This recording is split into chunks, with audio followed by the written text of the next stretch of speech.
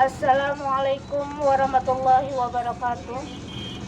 Kembali kami himbau kepada Anda, kaum wanita khususnya, apapun profesi Anda, apapun kegiatan Anda saat berada di Blang Padang ini, hargai aturan yang ada di Aceh, berpakaianlah, berbusanalah yang sesuai dengan syariat Islam.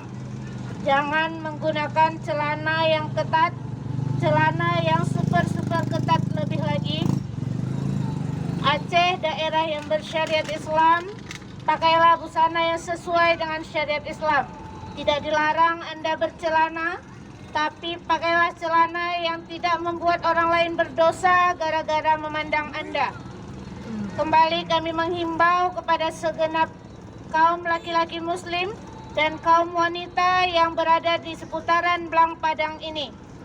Kepada kaum laki-laki yang sedang berolahraga ataupun sedang bersantai-santai, kami harapkan agar dapat menutup busana Anda dengan pakaian yang sesuai dengan syariat Islam.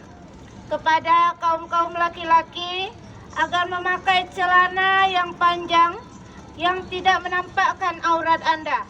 Pakailah celana di bawah paha, jangan menampakkan aurat kepada khalayak ramai. Blang Padang tempat umum, jaga aurat Anda karena Anda berada di tempat umum.